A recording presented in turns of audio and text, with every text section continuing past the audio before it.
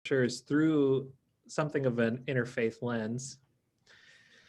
And also to encourage perspective taking. So we're really also trying to develop skills in being able to see one thing from multiple points of view. I would like everyone to be as respectful as possible, because this is really a community learning opportunity, a discussion opportunity, and it really requires us to kind of think about where we are in relationship to what we're talking about. Challenge those assumptions that you hold, speak from your own point of view, try to use I words if possible. And for this program, there is no right answer. We're really looking for, what have you heard? What do you understand? What do you see from these stories? A couple of announcements. Number one is, if you haven't heard about it, we are having a course collaboration with University of Nebraska Omaha's Religious Studies Department, where we are looking at Judaism, Christianity, and Islam, and the history, beliefs, behavior, belonging of those traditions, as well as their interfaith relations over time. So if you are interested, I will copy and paste the link into the chat a little later, but definitely think about that. Also, next month, we will have our guest as Lee Needleman from Temple Israel, who is going to be talking a little bit about Ruth, and we'll have some interfaith discussion about Ruth. All right, so before we really get started, let's think about where we are with the person of David. How do you remember David? What kind of attributes does David have? What makes David different from other people in the Abrahamic scriptures in general?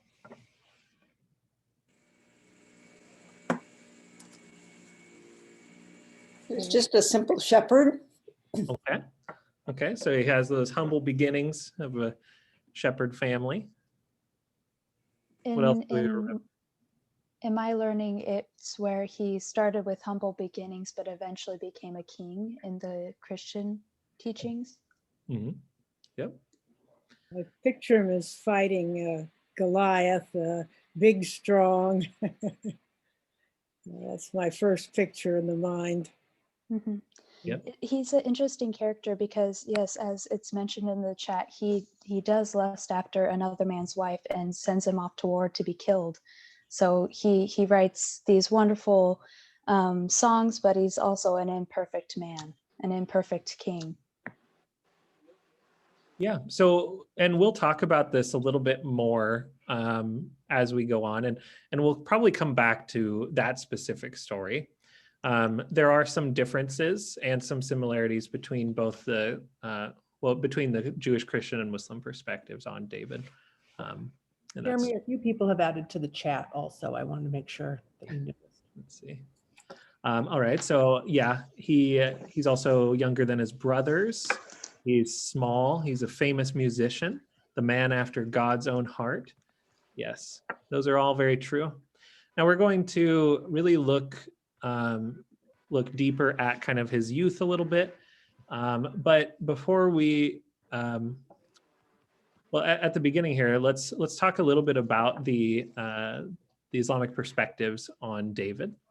And Amal has so graciously offered to talk a little bit about David in the Quran.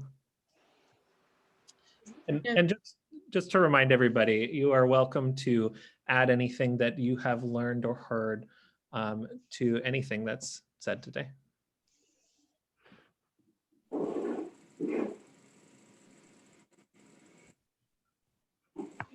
Go ahead, Amal. Okay, Bismillahirrahmanirrahim. I'm just going to start with the name of Allah, the most merciful, the most beneficent.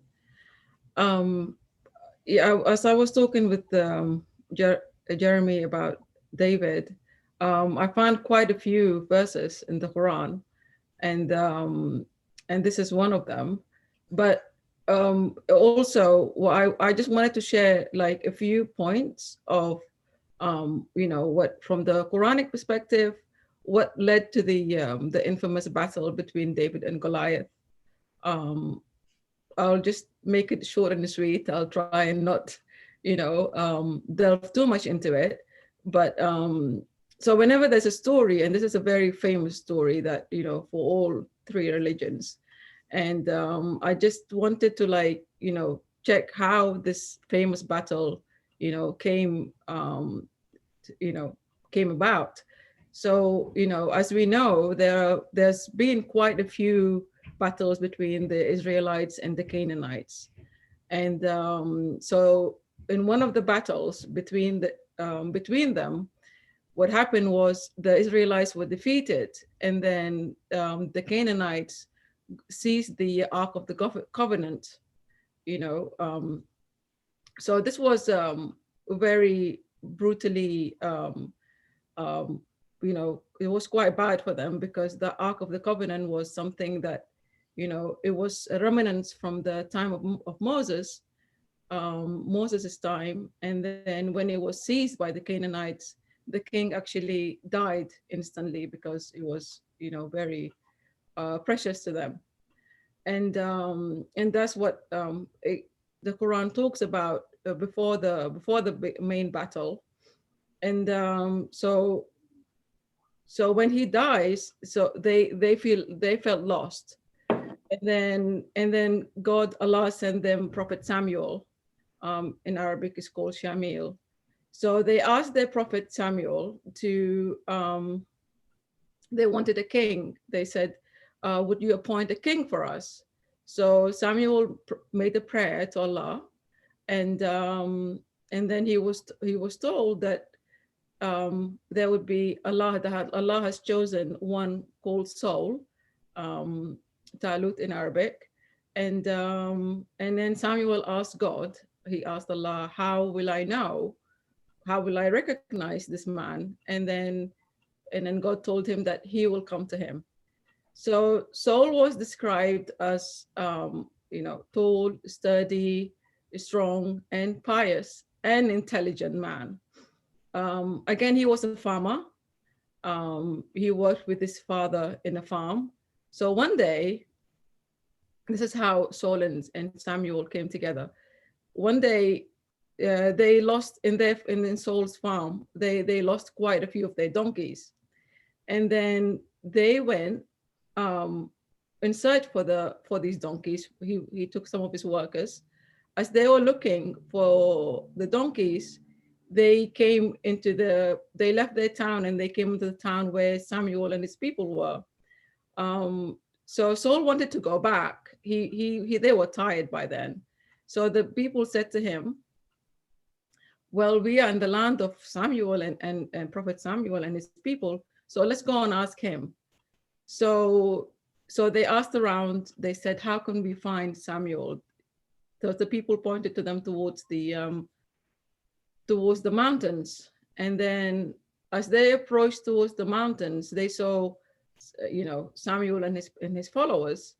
So as soon as he came to the mountain, Saul realized that, that even though he hasn't seen him before, but he realized that that was Prophet Samuel. And Samuel saw Saul, and then he realized, that is the king that, Allah had chosen.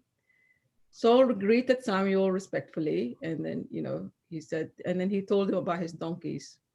And for some reason, Samuel had heard about these donkeys, and then he asked the people to return it back to the farm. And he said to him, well, your donkeys are already on their way back to your father's farm. And then, but he said, actually, Allah has chosen you to be a king and a leader to the people of Israel. And then Saul was quite honored, but at the same time, he was surprised that suddenly he was given this role to be a king and a leader. And then he said, no, I'm not, I'm neither a leader nor a king. He said, I don't think it's something I can do, and I don't have any wealth, he said. And then Samuel said to him, no, it's been chosen, it's been decided by God. And, that's, it's a command from and then he will give you with a strong faith and wisdom, you will be okay. You will be able to lead the children of Israel. And then when Samuel told his followers, they said, no, it can't be. I think that's one of the verses. It said, no, they said, no, he's just, some of us are better than him. He doesn't have enough wealth. There's no way he can't be one of our kings and our leader. So a sign for them was that they would get the covenant back. So the covenant was brought back to them, carried by angels. And so once they realized that they got their covenant back, they realized that, yes, this is our chosen leader. And then Saul arranges a huge army eventually, and then to set off, to go and then fight in that battle. He prepares a huge army, and then everybody has heard about it, but he chooses very carefully. So anybody who was about to get married wasn't allowed in the army. Anybody who had a business was not allowed in the army, and anyone who was building something. So he just wanted people a good, strong army who would be able to concentrate in the battle and not get distracted. So once the time came, and then he gathered everybody, he said, on our way, there's going to be, they were passing through a river. And then he said, make sure that, you just drink a little bit of the water from this river. And then, so we can go and cross it and then, face the army. Some of them drank a lot more than they should. So he discharged them. And then eventually when they crossed, and then on the horizon, they could see, the other side of the other army with Goliath and his people. They seemed like they had a better weapon. They had, they just seemed a lot more in numbers too and stronger. Some of them said, oh no, there's no way we can face these people. So they left, and which was fine with Saul. And then he said, okay, I need a few people who feel strong that they can take this. So when it was time to face them, he said, they made a prayer. And then they said, and when they advanced to meet Jalut, the forces invoked a prayer. He said, our Lord, pour forth for us and set our feet firm and make us victorious over the disbelieving people. And that's in the second chapter of the Quran. So one of the customs was that, one person from one side would go and then, challenge a combat with the other side. So Goliath came forth, and he said, oh, I challenge, somebody to come and face me. And everybody was silent. And then Saul was to attempt them, and he said, okay, whoever tries and comes forward to face Goliath, I will marry him with my pretty daughter. And so they said, okay, no, they were still silent. And then David, who was one of 3 brothers, was sent to the army by their father. And then they said, their father instructed him. They said, go and join this army. But he specifically told David, do not take part in the army, help them, and then report to me every day. But, you're not allowed to take part in any battle. And so David stood out, and then he said, I will take the challenge. The other side laughed. Everybody was roaring with laughter because he was a young, lean person. And then even his own people, they were shaking their head. They were like, this is Goliath we're talking about. And then so Saul came up to him and he said, young man, I realize that your bravery, but I'm not sure if you can take this, if you can take Goliath. And then David said to him, I can assure you, it was only yesterday I actually killed a lion who came attacking my father's farm, and then, who wanted to devour our sheep. And then he said, and then before that, I actually killed a bear. And so he said, okay. And then the king put on armor for him and, gave him a sword. But he felt that restricted. He said, no, I'm not used to wearing an armor, so I'll just, go in without it. And he picked up a few pebbles from the floor and he put it in his leather pouch. And then he got his sling ready. And then he took his staff and then he came. And then, so Goliath looked at him and he said, young man, do you think you're just playing a war with your playmates? I can just instantly cut your head off with my sword. It's really as simple as that. And then David had said, well, he was, I can't remember right now, sorry, I lost my words, but he said, God is going to give me the strength to fight you. And then today you will see that it's not just a sword that can kill a man, but, by the will and the power of God, that I would be able to, fight with you in this challenge. So he takes one of his pebbles and then he gets his sling ready and then he shoots him in the name of God. And then the pebble just goes so faster than an arrow, and then it hits Forehead. head, and then blood gushes out, and then Goliath, as giant as he is, instantly thumps onto the ground and dies instantly. And then with his people, upon seeing that, they start fleeing the other side, and then the Israelites, they feel empowered now that Goliath is dead. They all rush towards the people, and then they start fighting and taking revenge of, all these years of when they always used to win. The other side used to win. And then David becomes a hero overnight. And eventually Saul makes him into one of his chief advisors in the battles. And then, so that's what it says in the Quran in these verses. So that's, yeah.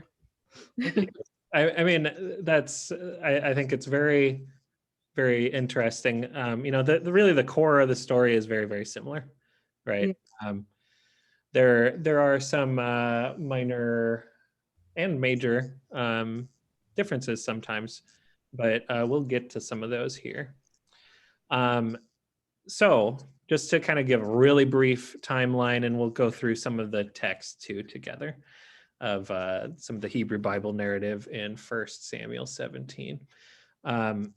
So before this, we have one other youth narrative of David, and that's really that he is anointed by Samuel to be a future king, and he is set up in a situation where Saul is sort of cursed, if you will. I don't know if curse is the best word. Maybe somebody else would prefer me to pick a different word, but really he's having trouble with spirits, and David can play the musical instrument, the lyre, to soothe that condition. So Saul really likes him, and he starts being sort of an assistant, if you will. And then shortly later, we have Saul and the battle, similar to what Amal was talking about. Goliath demands to fight a champion. The Hebrew Bible repeats over and over sort of David's lineage of being connected to this servant, this shepherd family, this small town. And but David's extremely confident, can definitely fight Goliath, even though his brother gets mad. David continues to be determined. He chooses not to wear armor. He chooses not to use traditional weapons. He uses a sling and kills Goliath in a single blow. Same narrative as the Islamic narrative there. And really, we kind of end this David and Goliath story by Saul asking, whose son are you, my boy? And David repeats again, the son of your servant, Jesse the Bethlehemite. Jeremy, can I break in quickly? Of course. Because the way Amal told the story, Goliath was hit and blood started gushing and died instantly. In the Hebrew scripture, he's essentially knocked out, and David decapitates him, and that's when he dies. So With, yes, I think a significant difference between the two accounts. he does it with the sword of Goliath. Mm-hmm. Yeah, that's true. That's true. I've heard some narratives that suggest that he did die from the sling and he was just decapitated with the sword. But there's definitely a secondary action with the defeat of Goliath with the Hebrew Bible narrative. So I do want to also bring a little representation of art here. So these are two different representations of David. Michelangelo's on the left and Donatello's on the right, both in relation to the David and Goliath story. Does anybody want to make any particular comments about what they see as represented as attributes of David through these statues? Well, it's interesting how the one on the right is specifically referencing David as a youth, as being young. That's the first major difference I notice. Right. Yeah, I was wondering if we have any sense from any traditions of how old David would have been when he fought Goliath. Definitely in the Hebrew Bible, he is extremely young. I don't think there is an age attached to him. But we also know that as a result of his victory over Goliath, the women in Jerusalem were singing songs of praise for his victory, which made King Saul, jealous. Sure. I think when I look at the picture on the right, I think that was Ivy that was speaking just a minute ago, right? It's a much younger David. The figure represented on the left, to me, looks older than my memories of the David story, at least. Some of which is probably influenced through bizarre evangelical things like Veggie Tales, where like the tiny little junior asparagus plays David. So yeah, it just made me wonder, like, how young is young that we were thinking. What would have been adulthood, Rabbi? What would have been considered adulthood? The Bible is not interested in giving age Oh, okay. at this point. But a picture on the right has also the head of Goliath on the bottom of the statue. Oh, that's true. I missed that. Thanks for pointing that out. Yeah. Sorry. Oh, sorry. I was just going to say another thing about the left versus the right. On the right, he's very slender versus the left. It's very distinguished with his muscles and such. So showing once again, he's just a youth versus this warrior type. Interesting. Yeah. I think both pictures show him as being very heroic, and somebody who can really stand out in a crowd. And there's what should resolve in his posture and drive shows Okay. resolve and Yeah, strength to do what he must do. That's right. Put a stop here. And the one on the right has the armor that he's thrown down, but he's holding the sword, so it goes along with what Rabbi Yasriel said about the head of Goliath there. So he's already decapitated Goliath. One way or the other, to have the strength to go against this giant professional killer is pretty amazing. I think the one on the left to me shows more of the future of David, you know, how he can become a king and do so much more. So it's almost like that one could be 19 or 20, and the one on the right looks like it could be 13 or 14. But, you know, it depends on what you're looking for in a heroic character from the holy books.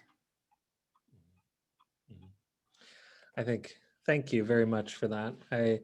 I think you know, all sorts of representations, both the written and the artistic, are very important to see sort of the story come alive. So you know, let's kind of get into the story with a little bit more detail. I would love if people would be inspired to read for us here. And we'll talk about a variety of different parts of the story. Thank you, Gary. Okay, so this is from Samuel chapter 17, verses 4 through 7 and 11. Then a champion came forward from the army encampment of the Philistines, named Goliath from Gath. His height was 6 cubits and a span, and he had a bronze helmet on his head, and he wore scale armor, which weighed 5,000 shekels of bronze. He also had bronze greaves on his legs, and a bronze javelin slung between his shoulders. The shaft of his spear was like a weaver's beam, and the head of his spear weighed 600 shekels of iron, and his shield carrier walked in front of him. When Saul and all of Israel heard these words of the Philistine, they were dismayed and very fearful. Right. So I would love to point out a couple things that I think tend to grasp some attention. So firstly, 6 cubits in a span is almost 10 feet. There are some others so whatever the case, he's supposed to be much taller than the rest. Also, there's often an allegory of like multiple meanings, what I would consider somewhat intentionally with the Hebrew Bible. And part of the allegory, at least in my view, of Goliath is this repeated theme of circumcised versus the uncircumcised. And some of the description of Goliath's weaponry, in my view, is to represent that difference as well. So we see that in the end of the second paragraph, that there's a weight attached to this that is repeated over and over when describing Goliath in other books as well. That's just mine. And I'm happy to hear a debate here, but The purpose of exaggerating, because there are no giants like Goliath, but part of it is to build up the character of David and later to bestow upon him this special honor of becoming a king after Saul. Saul was a very depressed character. David continued playing music for him to cheer him up, but it's not about Saul. It's Saul actually is punished by letting the Amalekite king be alive, disobeying the order of killing the Amalekite king. And David walks into this scene beautifully with all the writing that is exaggerated just to lift up David as a possible image of a possible Messiah that will come from him. Right. So why else might the author spend so much time? Yeah. Lee? No, I think, if you're fighting an enemy, metaphorically or in a real fashion, you can make that enemy seem larger than life internally, regardless of what they are, because they fill up all the places of fear and inside of you, so but to add all this armor to him also emphasizes the burden that the armor is, where David just didn't want any of that burden of weight on him of the armor. So it's just a great comparison. If you hear how many thousands of shekels of bronze this thing was or that thing was, and that's all bearing down on this huge giant enemy, but then that you don't have to have all that burden to fight something when you're really ready. It's also interesting when Amal spoke about the people who drank the water. Already next to the river, David already knew what is the weapon that he's going to fight Goliath. So instead of drinking the water, he selected those kind of stones, more than pebbles, to be able to use it as a weapon against Goliath. So there was the premonition of what will happen there in advance of facing Goliath. Yeah, I think he already felt brave enough to somehow, take part in this war. And so because I guess the fact that he was able to kill a lion the day before, and then as he said, he killed a bear, he felt like, I can, and then it said in one of the narrations that he was actually very good with his slingshots. So he'd been practicing for many years, and then so he was quite confident. And then I guess I'm sure wasn't like a small pebble. He picked a good strong stones from that river, like Rabbi Israel had said. Yeah. It's interesting how this is the perfect story to use the phrase, don't judge a book by its cover. If you see, this seemed to be like an unequaled match when it comes to a fight, and yet who won? It's really interesting, and no one expected it except David, and he's the one that survived.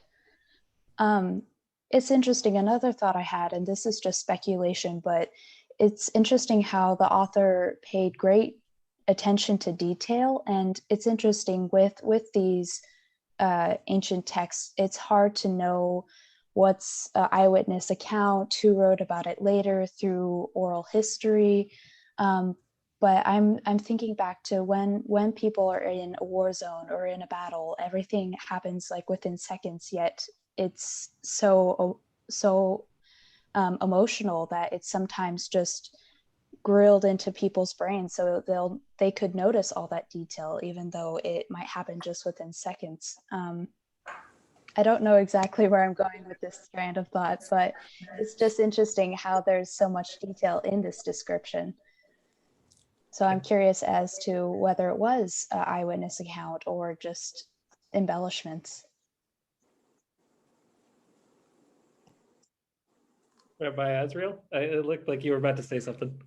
No, it's really, it's a very good point you are bringing up, because there are so many verses on this story, and suddenly it becomes the most important story in the Bible. Why so many verses are being put here?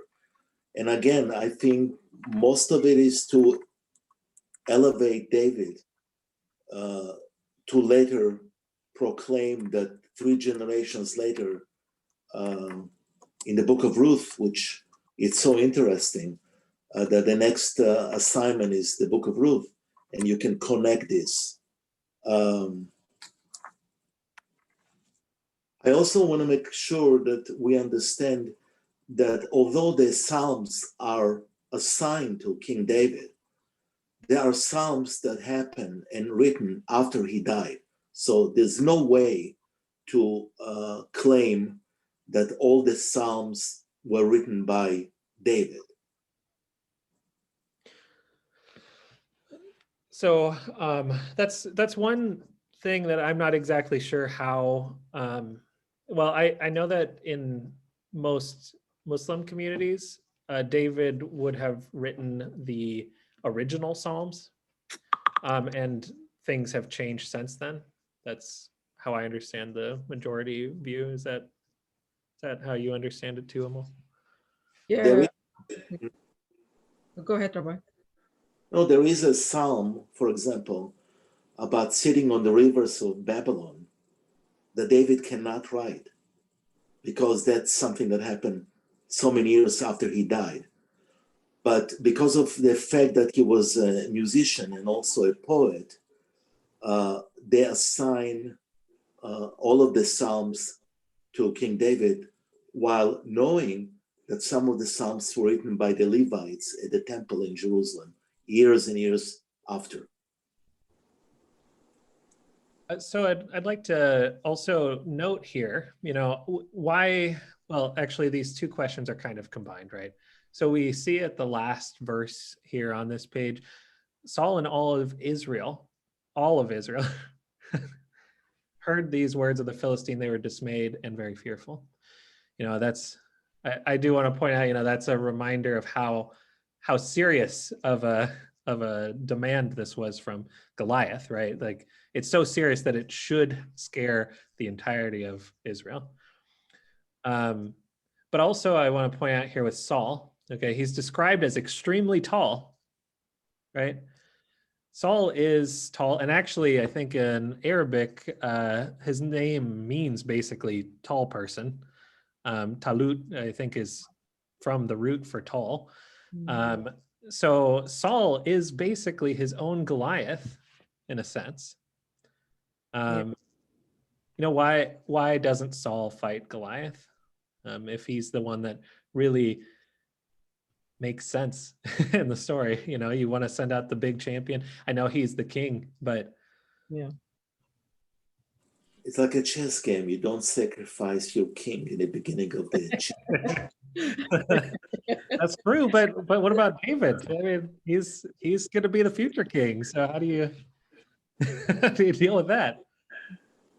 I know I haven't said much. I'm just kind of listening on the side, but because I'm working and also enjoying this program. So thank you all so much. But I keep thinking about this point that I wanted to say is, as a former teacher, I'm always thinking about teenagers. And as we were talking about earlier, being unsure of what age David was, I think that like another point to think about is how God uses young people to fulfill his will for our lives. And, so that can be another factor as well. And yes, I grew up, watching the Veggie Tales and stuff, but are we using this story as a beautiful example to young people that, God can move mountains in your life, and whether that's like a physical bully or something else, emotional or mental, that God is with you and he can help you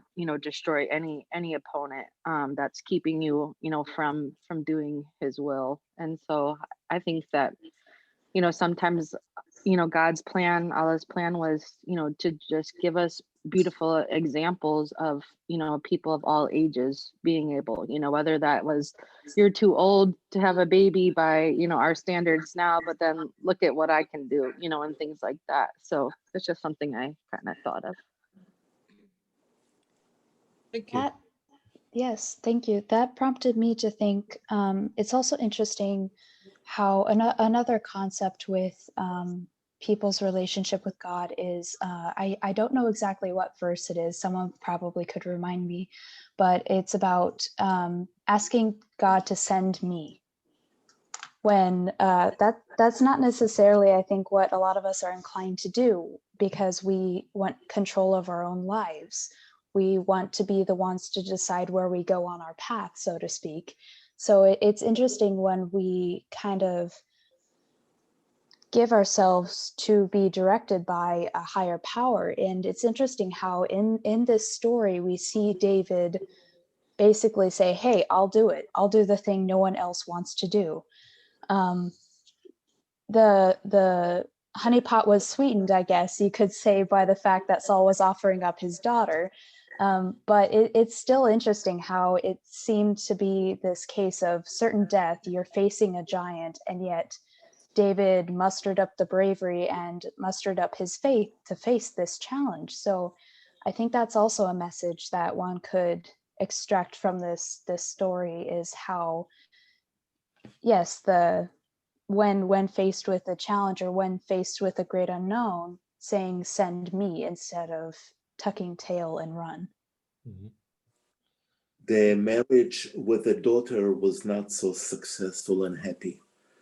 They got David was a lover of women, so he had a few women that appear later in the Bible. And actually, Michal, her name was Michal, and she was not loved by David, and it caused a lot of difficulties. Oof. So, so after Goliath commands to fight a champion, we are introduced to David again. It reminds us David is from this lineage of servants and shepherds, and he is still being a kind of assistant, if you will, to Saul and his father.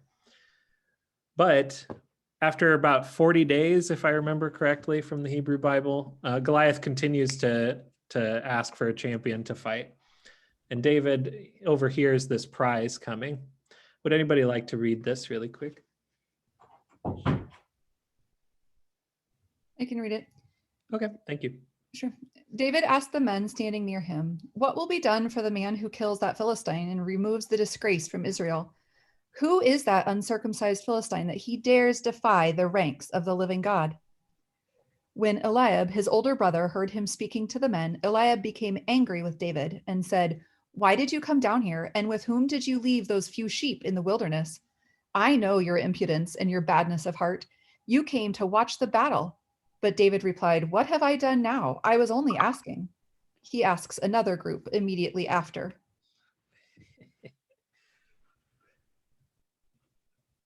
It's there are definitely a little bit similarity to Joseph and the brothers, to David and the brother.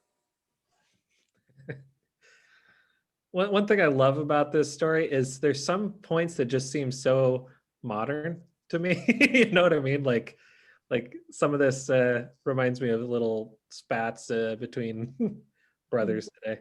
Siblings, yeah. I know you're into something. You're up to something. Get out of here. Yeah. Would anybody else like to comment on this? I have a few more, and I don't want to run out of time for them. Well, I just find it interesting that and it could, again, like you said, be sibling rivalry. His brother referred to his badness of heart, because that's like the exact opposite of what, we all know of David from the different stories. Like, he was good of heart and all that jazz.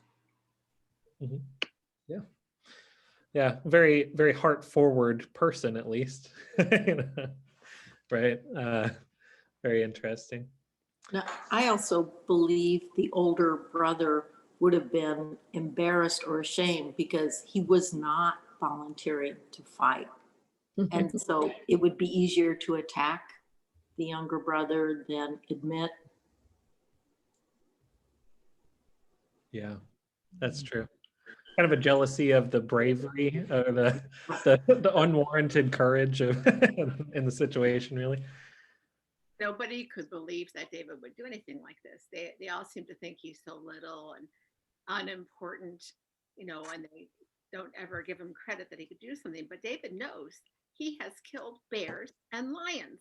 Yeah. He has his own armor, his knowledge of his power. He doesn't have fear. He knows he can do this. And who would like to read that part? Would you like to read that part, Lee? That's Sure. pretty much what you're referencing right there. Reading ahead, I guess. David replied to Saul, "Your servant has been tending his father's sheep, and if a lion or a bear came and carried off an animal from the flock, I would go after it and fight it and rescue it from its mouth. And if it attacked me, I would seize it by the beard and strike it down and kill it. Your servant has killed both lion and bear, and that uncircumcised Philistine shall end up like one of them, for he has defiled the ranks of the living God." Well, David also is aware of God at this point. Very interesting. Yes, he has very strong faith. Yeah, he has a very strong faith and believes that God will help him. Yeah, that's what he says to Goliath, that he says, today you will see that it's not just the sword that kills a man, but the will and the power of that bestowed on me by God. And that's what really makes him a king later. Yes, I believe so. Yeah, it's interesting they're mentioning the lion and the bear. Yeah, he says, I have survived the claws of a bear and the fangs of a lion. So he says this brute is not gonna scare me. Yeah, it's such a good line. Yeah, I like that.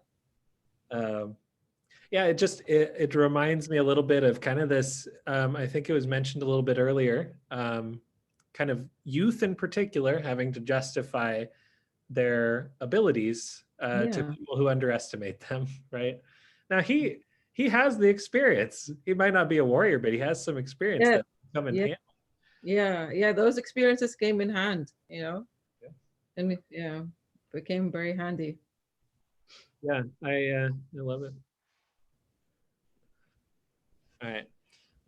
So who would like, well, actually, I'll kind of read this part because I didn't really quote it. There was quite a bit in here. So Saul tries to put on his armor onto David, but David can't seem to move very well with it, so he would rather go without armor. So he ends up taking the stick and basically his shepherd's clothes and picked up 5 stones from the river, put them in his pocket, and went toward Goliath. And this is one of my favorite lines, honestly, in the whole story, is when he comes up to Goliath. Goliath says, "Am I a dog that you come against me with sticks?" It just feels like a classic villain line right there.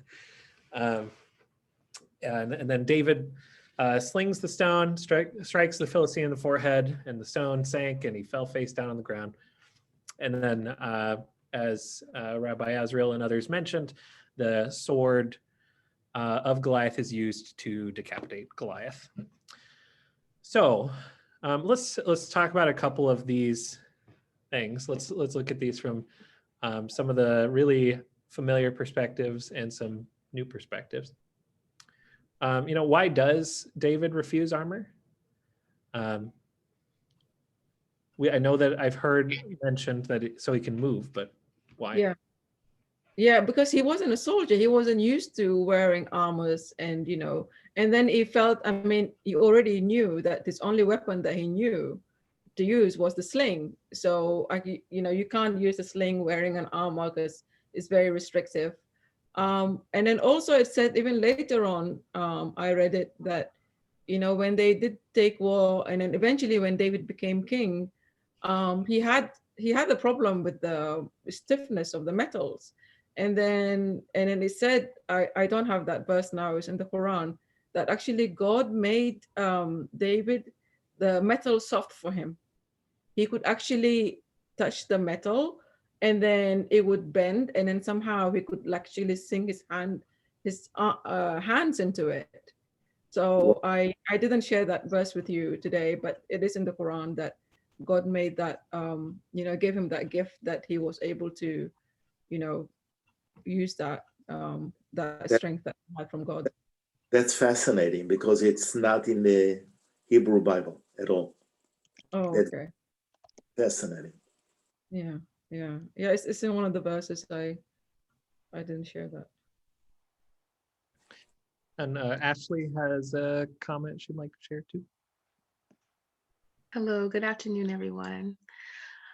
You know, if we're using modern day vernacular, Jeremy, when you mentioned earlier about siblings, it made me think about, you know, David was a bad boy.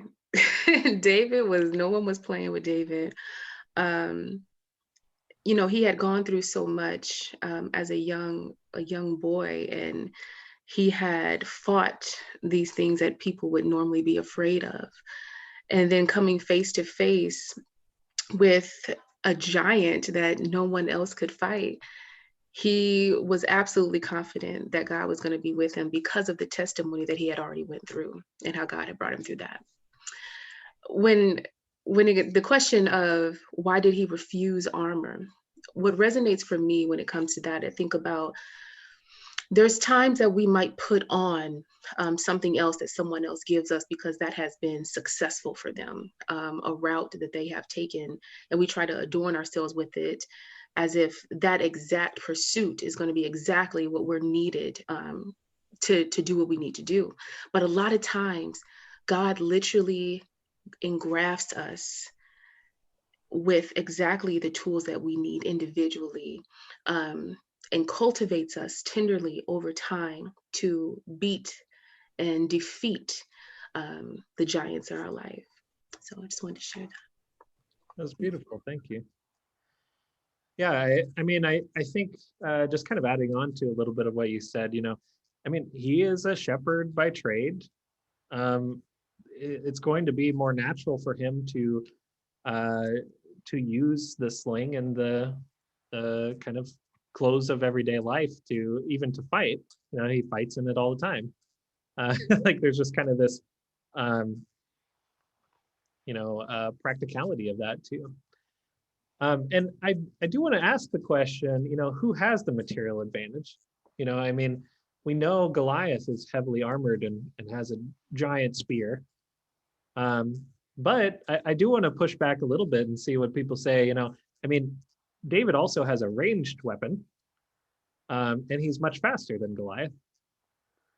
And those are also, you know, mentioned in the Bible and the Quran as well. So he does have some skills and, like, you know, natural advantages, if you will, over Goliath in those ways too. Yeah, I would say, and maybe it's just sort of modern thinking, but I would say it was definitely David who had the advantage, like you said, because he was faster, he was more agile. The sling, you don't have to get as close necessarily as you might have to with the spear. And Goliath, of course, was weighed down, not only by his own size, but then the heavy armor. And I think it's kind of a modern day, you know, trope in movies and TV now, where you have the, you know, tricky underdog who has the advantage over the more established whatever, and it's their, you know, trickiness and their underdog status and their ability to do things outside of the box that actually gives them an advantage from the start. And Goliath had been out there for 40 days. You know, David wasn't in the encampment the whole time. Those are just some things to think about. I mean, that we're talking partially about faith and partially about the skill of the person as well. I think, you know, both play a role in this story, at least in my interpretation. I also want to ask, and this is another thing that I've seen some midrash written about. 5 stones. He picks up 5, or at least more than one. You know, sometimes you can interpret it a different way, but more than one. But he only needs to use 1. So why does he pick up 5? Or why does he pick up more than 1? Because he can miss. Yeah. So that's I think that's a point where both he's relying partially on his skills as well as his faith there, right? So he cuts off the head of Goliath. Here's another older artistic representation of that, and takes his sword. And I think there's other writers who say that the sword of David is the sword of Goliath. One other note before moving on to this last question. Goliath is also often understood as the descendant of the Nephilim, where what, sorry? Oh, the giants from the book of Genesis. Right. The sons of God with the daughters of men narrative just before the flood story, that kind of takes a trajectory where Goliath is sort of a descendant of those beings. So it kind of ends up wrapping his story into Genesis as well. All right. So for our last question today, there's two little lines here at the end of the chapter, and I would love for somebody to read those two for me. I'll read them, Jeremy, because I have a question about this. Saul said to him, "Whose son are you, my boy?" And David answered, "The son of your servant, Jesse the Bethlehemite." And my question is, if David played soothing music for Saul just a chapter before, why didn't he recognize him? Yeah. That's a wonderful question, but I think this is another hint that exists in the Bible about why we need to pay attention to David. And Bethlehem, of course, is later will appear in the book of Ruth, which is perfect to continue the story, because there are two women that are involved in the story of Ruth. It's Ruth and the other woman that decides, Naomi. Yeah.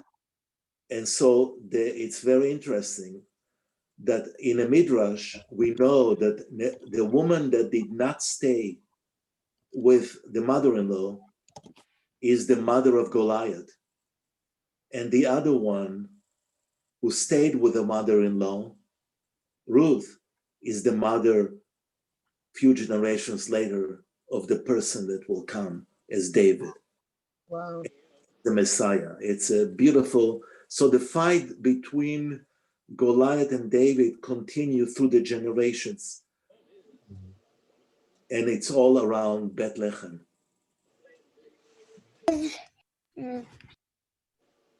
I've got a 3-year-old with me, so bear with me here. But I've also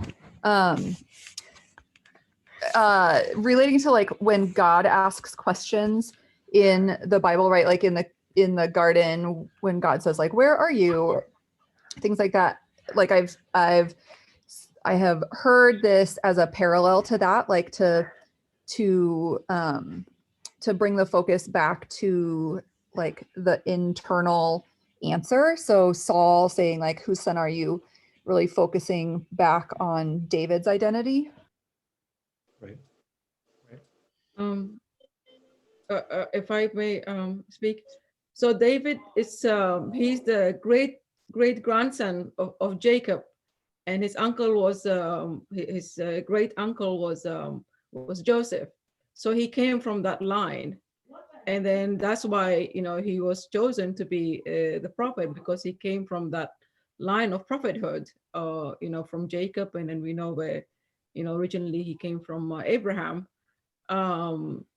So again, Bethlehem, and then it all connects, because later on, that's where Jesus comes from that line as well, and so it's all line of they all descend from they back from Abraham, peace be upon him. Yeah, and then his son Solomon as well, who also becomes a prophet and a king after David. Yeah, and and Tom, you know, I know I wrestled with that a little bit too, while kind of doing this. I know my thing is we should be noticing that Saul is not paying attention.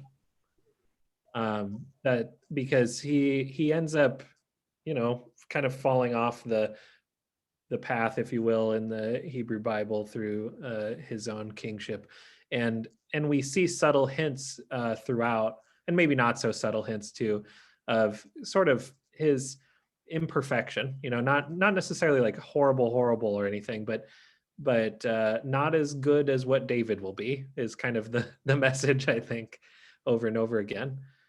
So you see Saul being scared when David is not. You see Saul not paying attention to one of the most important people in his life at the time, and he he ends up having to re-ask his name, even though he probably should have known it. That's how I read the story.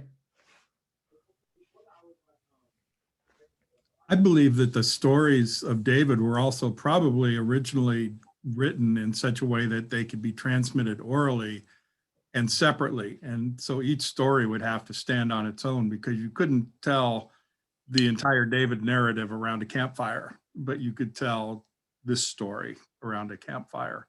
But you would need to make sure that those who were hearing it the first time understood then, well, this is the son of Jesse, who you'll hear about a couple nights from now in another really great story.